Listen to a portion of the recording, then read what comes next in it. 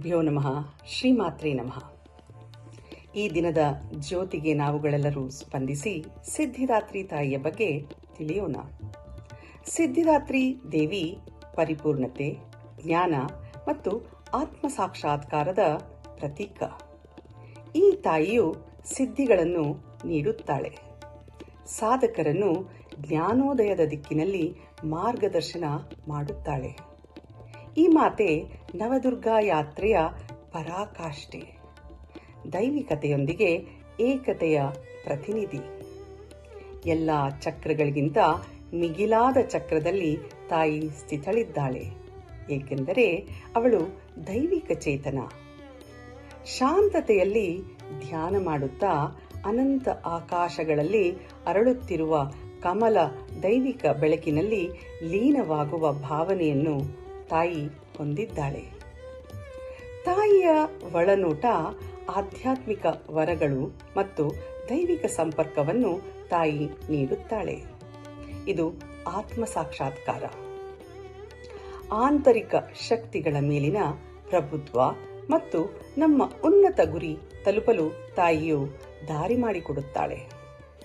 ಸಿದ್ಧಿದಾತ್ರಿ ದೈವಿಕ ಪರಿಪೂರ್ಣತೆ ಮತ್ತು ಎಲ್ಲ ಮೂಲತತ್ವಗಳ ಏಕತೆಯ ಪ್ರತಿನಿಧಿ. ಆ ಮಹಾತಾಯಿಯ ಶ್ಲೋಕವು ಹೀಗಿದೆ: ಶಶಾಂಕ ಬಿಂಬದ್ಯುತಿ ಮೋತ್ಪಲಾಕ್ಷಿ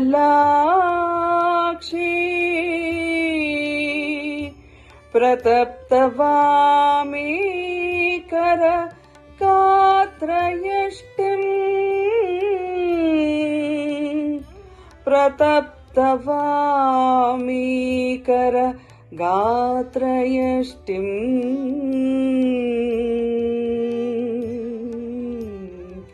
ಸೀತಾಂಬರಾಂ ಪ್ರೇತಗತಾಂತ್ರಿ ನೇತ್ರಾಂ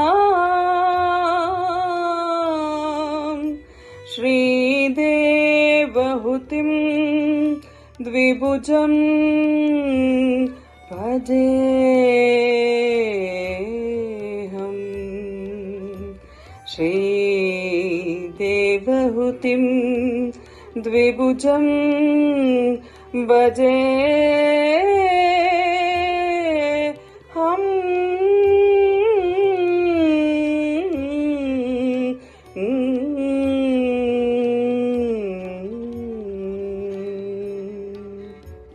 ಈ ಶ್ಲೋಕದ ಭಾವಾರ್ಥ: ಚಂದ್ರಬಿಂಬದಂತೆ ಪ್ರಕಾಶಮಾನವಾದ ಮುಖ, ಕಮಲದಂತೆ ಕಂಗೊಳಿಸುವ ಕಣ್ಣುಗಳು, ಅಗ್ನಿಯಂತೆ ಕೆಂಪು ವರ್ಣದ ತ್ವಚೆ, ಶ್ವೇತ ವಸ್ತ್ರಧಾರಿಣಿ, 3 ಕಣ್ಣುಗಳು, 2 ಭುಜಗಳು, ಸ್ಮಶಾನದೊಂದಿಗೆ ಸಂಬಂಧ ಹೊಂದಿರುವವಳು. ಇದರ ಅರ್ಥ ಮರಣ ಮತ್ತು ಮಾಯೆಯ ಪಾರಾಗಿರುವುದನ್ನು ತಾಯಿ ಸೂಚಿಸುತ್ತಾಳೆ. ದೇವಹುತಿ ಎಂಬ ಕಾವ್ಯಾತ್ಮಕ ಹೆಸರಿನಿಂದ ಕರೆಯಲ್ಪಡುವ ಈ ಮಹಾತಾಯಿ ಸಿದ್ಧಿದಾತ್ರಿಗೆ ನಾವು ಶರಣಾಗೋಣ. ಓಂ ಶಾಂತಿ ಶಾಂತಿ ಶಾಂತಿ. ದುರ್ಗಾರ್ಪಣಮಸ್ತು.